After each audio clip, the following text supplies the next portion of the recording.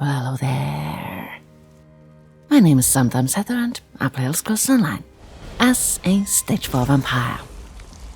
Now, as Update 15 rolled out and brought huge improvements to the werewolf experience, I feel obligated to learn more about said changes so I can, hopefully, create a viable wolf build. This has forced me to face a dilemma. Playing as a wolf differs greatly from playing as a vampire and, to be quite honest, I don't really enjoy it. Playing as a blood-sucking monster suits my fancy better than roaming through woods as a ravenous wolf. Due to that reason, I have taken the liberty to alter my own plans a bit. Instead of planning a build today, I will gut my emotions toward werewolves and the differences in gaming styles between wolves and vampires. Let's get started. Vampires, to me, are stealthy characters. They dwell in shadow, move through crowds unseen, unnoticed. They can charm any being to serve as a slave, can bend minds to their own will. I love this feature about vampires, the dark romantic side painted with blood. When playing as a werewolf, that romance comes to a brutal end. Wolves are simple beasts. They run free under moonlight, devour flesh that crosses paths with them. In my eye, werewolves hold no finesse, no poetry, no desire to tempt, to seduce. Wolves kill mindlessly while vampires choose their victims with deliberation, with care and precision. Update 50 brought with it many improvements to the werewolf skill tree. Abilities were made better, more immersive, and I am pleased with the changes. The new Fury mechanic along with Rampage heighten immersion, and as werewolf transformation no longer has a cost outside of battle, you can truly live another life as a wolf. Additions of bleed damage and bite attacks further that immersion, so that even someone who enjoys playing as a vampire might enjoy a wolf skin in equal amounts.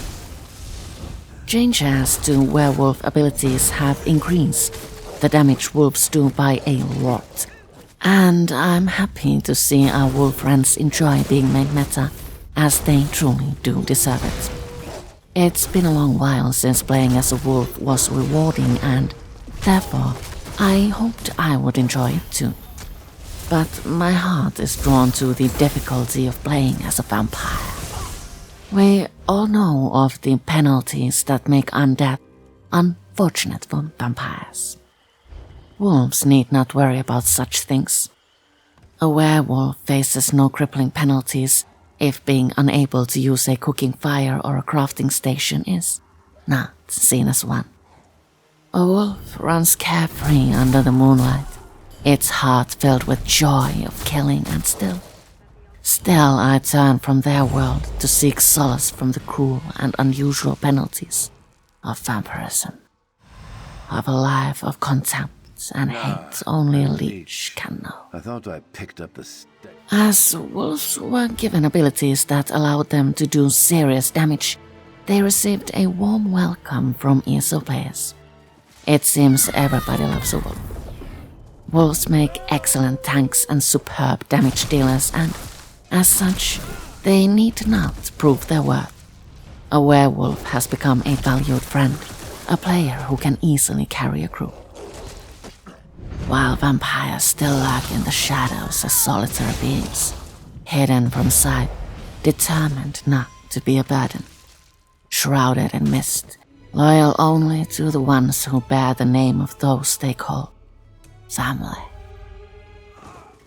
Update 50 did bring to werewolves something that shares a resemblance to the ordinary, everyday life of a vampire. Wolves can now sneak behind an unsuspecting victim to surprise them, to execute them with a swift bite, much like a vampire. This alteration I do find enjoyable, but is it enough to sate my thirst? I think not. I prefer the beauty of the vampire, The pale skin, the hypnotizing gaze, your inability to say no. A vampire's heart may not warm to the newly popular wolf, but it does seek to understand the nature of a wild beast.